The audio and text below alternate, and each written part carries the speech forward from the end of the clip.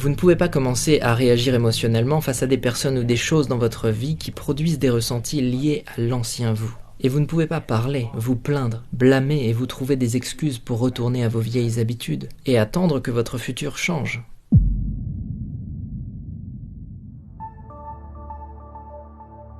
De tout temps, ce qui a le plus intéressé les hommes, c'est comment obtenir exactement ce qu'ils veulent dans leur vie. Et on va pas se mentir, la psychologie humaine est faite de telle sorte à ce qu'on cherche avant toute chose à trouver des raccourcis. On veut de la compétence, mais on veut pas de l'apprentissage. On veut du résultat, mais on veut pas du chemin. Et il se trouve qu'il y a pas très longtemps, il y a une méthode qui a inondé le milieu du développement personnel parce qu'elle permettrait à tout à chacun d'obtenir exactement ce qu'il veut dans la vie. Et cette méthode, on l'a appelée la loi de l'attraction. Et c'est pas tellement ce qui m'intéresse, puisque sur la chaîne on parle essentiellement de l'entraînement de l'esprit. Par contre, cette fameuse loi de l'attraction utilise différents aspects qui, eux, sont issus de l'entraînement de l'esprit, et même certains qui sont directement de la pratique de la méditation. Alors dans cette vidéo, je vous propose l'intervention de Joe Dispenza, qui est un neuroscientifique reconnu pour ses observations des mécanismes du cerveau, et aujourd'hui il va nous définir clairement ce qu'est une bonne intention.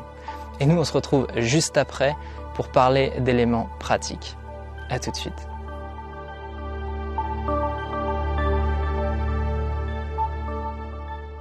Voici ma définition de l'intention. Être clair sur ce que vous désirez, c'est tout. Et c'est vrai que ça a l'air simpliste. Être clair sur ce que vous désirez. Mais les problèmes arrivent lorsque l'esprit analytique se laisse diriger par les hormones du stress. Nous commençons à penser « je veux ça, mais j'ai besoin de ces conditions, je devrais influencer cette personne, et je ne veux pas perdre ça. Et si ça se produit et que ça marche, je dois faire ça ou ça. » Et ça n'est pas une intention. C'est plutôt une tentative de tout contrôler autour de soi.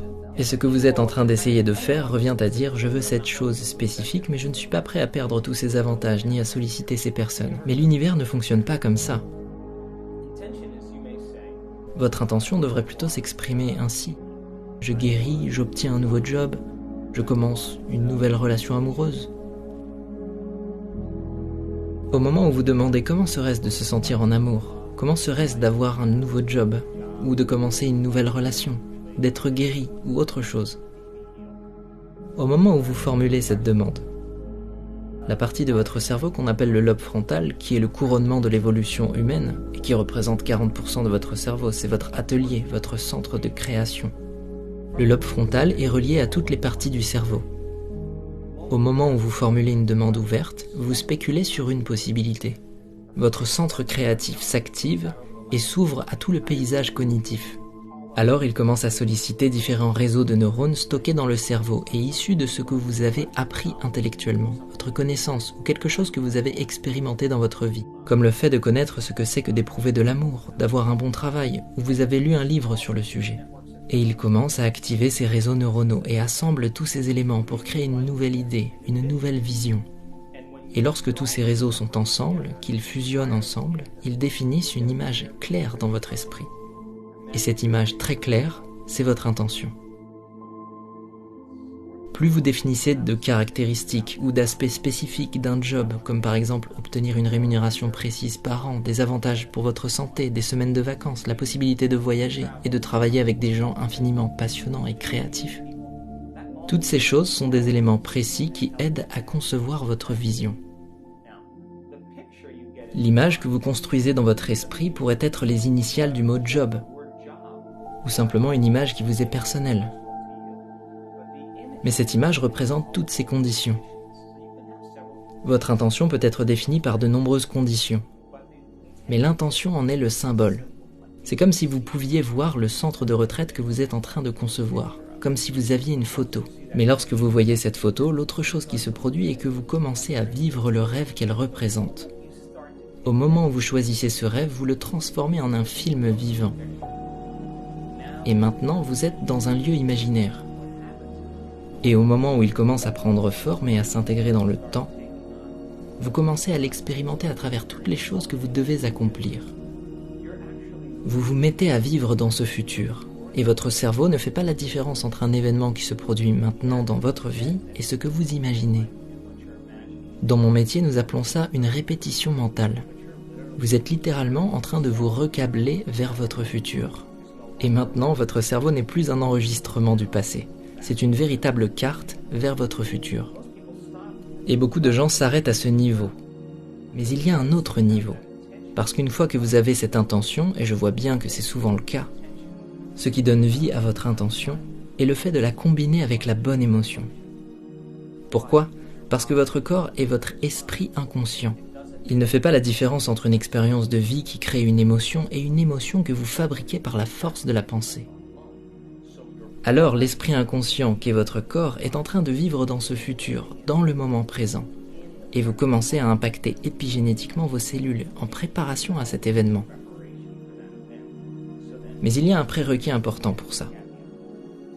Cela peut aussi vouloir dire que vous avez besoin de recevoir cette guérison pour vous sentir pleinement accompli, que vous avez besoin de vous sentir vide pour obtenir ce qu'il vous manque, que vous avez besoin d'avoir cette nouvelle relation pour ressentir de l'amour, alors qu'il est nécessaire de ressentir l'amour pour que la relation vous trouve.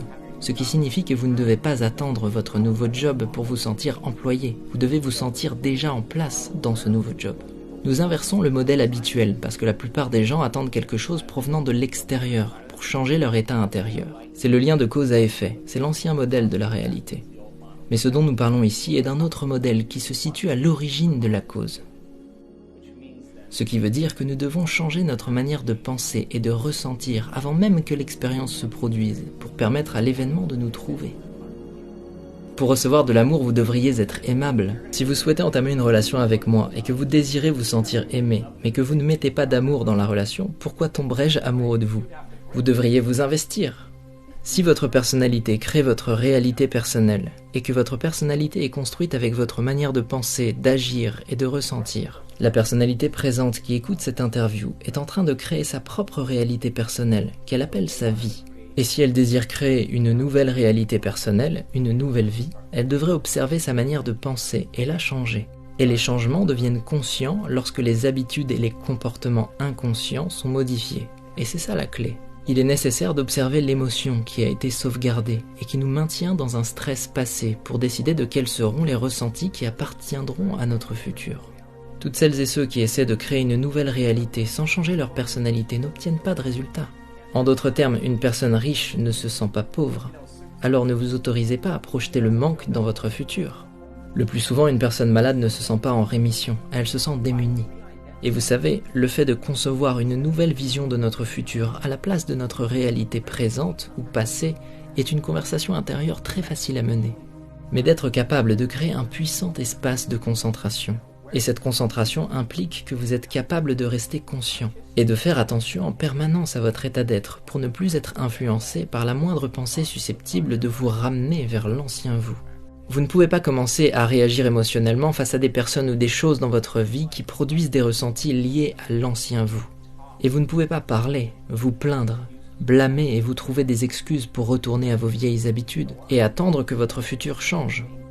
Vous devez maintenir cet état pendant une longue période pour que votre corps intègre les changements.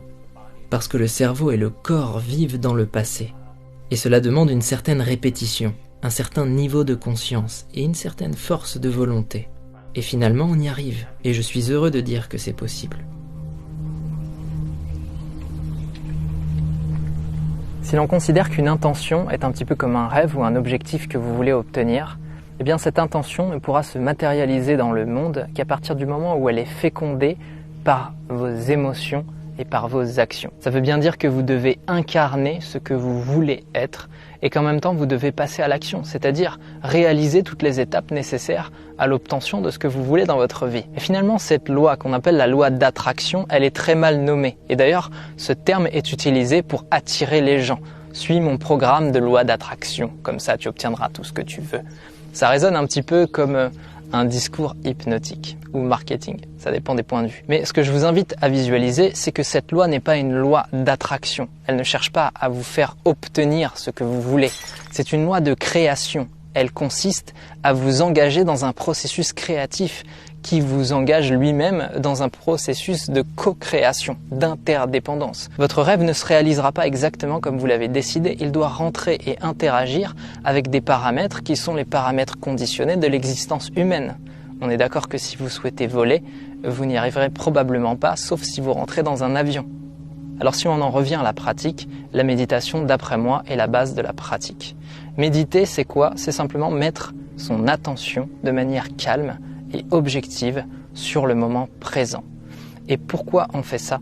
On fait ça parce que lorsque le cerveau revient au moment présent, eh bien, il développe sa structure. Et lorsqu'il développe sa structure, il favorise ce qu'on appelle la neuroplasticité, c'est-à-dire la faculté à créer de nouvelles connexions. À partir du moment où vous entraînez votre cerveau à créer de nouvelles connexions, on est d'accord que vous pouvez construire, architecturer votre esprit vers quelque chose qui tend plus vers le futur que vers le passé. Et donc la méditation, en ce sens, non seulement elle est bénéfique pour votre esprit, non seulement elle est bénéfique pour votre état d'être intérieur, mais en plus elle est bénéfique pour votre cerveau, puisqu'elle invite celui-ci à se reconfigurer, à se recabler. Et à partir du moment où vous développez l'entraînement de l'esprit, vous développez forcément cette faculté. Ensuite, il y a évidemment tout ce qui est de l'ordre de la gestion émotionnelle. Si votre rêve doit être fécondé par ce que vous ressentez, on est d'accord que vous devez apprendre le langage du cœur. En tout cas, vous devriez apprendre le langage du cœur. Ça veut dire apprendre à gérer vos émotions, que ce soit la colère, le stress, l'anxiété.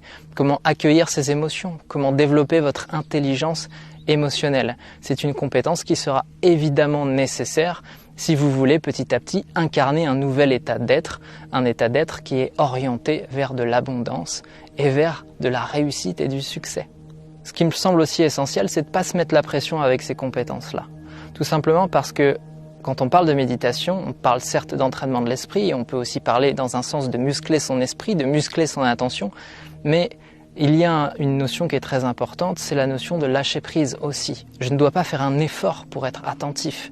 Au contraire, je dois cesser toute volonté d'être dans l'effort pour revenir à une simple présence, qui est un état profondément naturel, un état presque animal. Les animaux sont dans la présence, les enfants sont dans la présence. Toute personne qui n'est pas conditionnée par un mental hyperactif est dans la présence. Ça veut dire simplement revenir là, ici et maintenant à ce qui est. Et réussir à gérer ses émotions, c'est aussi revenir là, ici et maintenant à ce qui est. Et finalement, féconder son rêve, c'est apprendre à se laisser envahir par un état d'être supérieur qui est un état d'abondance, qui est profondément naturel. C'est un état d'extase, de pleine réalisation qui n'est conditionné par rien d'autre que par le simple fait de revenir au moment présent. Et en cultivant cet état d'être, petit à petit, vous allez incarner cette abondance et non le manque. Et non la peur de ne pas réussir, et non la peur de ne pas être dans la confiance, et non la colère, la rancœur ou toutes sortes de sentiments qui vous empêchent d'obtenir ce que vous voulez. Vous allez être dans un état de pure abondance non conditionné. Et c'est en apprenant à cultiver cet état que petit à petit, vous allez trouver l'énergie, la force et la capacité d'apprendre de nouvelles disciplines, de passer à l'action pour réaliser des projets difficiles, réussir à solliciter des personnes influentes qui vont vous aider dans votre réalisation, peut-être réussir à allumer une caméra et à parler en face de cette caméra, sans faire de faute de syntaxe et en vous exprimant clairement pour que les gens vous écoutent. Et petit à petit, vous allez obtenir effectivement des résultats. Mais ça nécessite d'avoir conscience que dans un sens, il faut apprendre et qu'il n'y a pas de résultat sans chemin. Ça nécessite que pour obtenir la compétence, il faut petit à petit développer des connaissances, mais aussi de la pratique. Parce que sans pratique, vous n'obtenez rien du tout. Et si vous vous nourrissez de contenu, si vous vous alimentez sur la méditation, si vous vous renseignez sur la loi de l'attraction, mais qu'à aucun moment vous ne faites l'effort de tenter quoi que ce soit, on est d'accord que ça ne changera pas votre vie. Sauf que vous êtes simplement en train de configurer votre esprit de telle manière à recevoir des connaissances. Mais on l'a bien dit, les connaissances ne suffisent pas. Il faut de la pratique, il faut des ressentis, il faut féconder votre intention. Donc certes, votre intention doit être claire, mais derrière, vous devriez être aussi capable de mener à bien les actions justes. Et enfin, il y a un dernier niveau dont on ne parle absolument jamais quand on parle de loi d'attraction, parce que la loi d'attraction est une loi d'attraction destinée à obtenir ce qu'on veut. Aujourd'hui, on est dans une période de l'existence humaine où il est très important d'être, en plus de vouloir obtenir ce qu'on veut, simplement être présent à la réalité concrète des choses. Et nous avons besoin de personnes capables de mener à bien des projets qui sont des projets difficiles, puisqu'aujourd'hui l'humanité est engagée pour essayer de vivre en harmonie avec un environnement qui malheureusement a changé trop vite. Et aujourd'hui, il est pas loin d'être trop tard pour réussir à mettre en place des changements qui vont permettre à cette planète de rester vivable. Alors il est nécessaire de développer cette loi de la création, non pas pour obtenir exactement ce qu'on veut dans notre vie, mais pour aussi obtenir ce qui serait le mieux sur cette planète et pour tout le monde. Alors je vous invite évidemment à vous renseigner sur la sagesse, à vous initier à la sagesse et à essayer de développer des intentions qui non seulement seront bénéfiques pour vous, mais seront aussi bénéfiques pour le monde autour de vous. C'est-à-dire accepter d'avoir une intention qui va au-delà de notre propre profit personnel. Parce que je vous rappelle que ce qui nous pousse aujourd'hui à affronter des phases un petit peu douloureuses et difficiles, c'est cette quête permanente de profit et cette volonté d'acquérir le pouvoir, l'attention, etc. Alors si vous vous intéressez à la loi de l'attraction, intéressez-vous à cultiver des intentions justes pour vous et pour le monde autour de vous. Tous ces sujets sont absolument passionnants et évidemment, je vous rappelle que si vous souhaitez développer votre faculté à rester présent, il est nécessaire de vous intéresser à la méditation, à la gestion de vos émotions et d'embrasser une certaine idée de la sagesse. Et si tous ces sujets vous intéressent réellement, je vous invite à me rejoindre dans les mails. Je vous envoie 1 à 3 mails par semaine dans lesquels je vous donne des conseils, je vous initie à certaines connaissances, je vous invite à des réflexions personnelles et pour ceux qui sont réellement intéressés, je partage avec vous des entraînements pour réellement apprendre. Merci pour votre attention, merci pour votre soutien, pour votre confiance, pour vos partages. Je suis ravi d'être entouré par une communauté aussi créative et engagée que vous l'êtes et je ne peux que vous initier à l'être davantage. Je vous souhaite à tous une excellente journée. Quand la vidéo est terminée, on dit Namasté.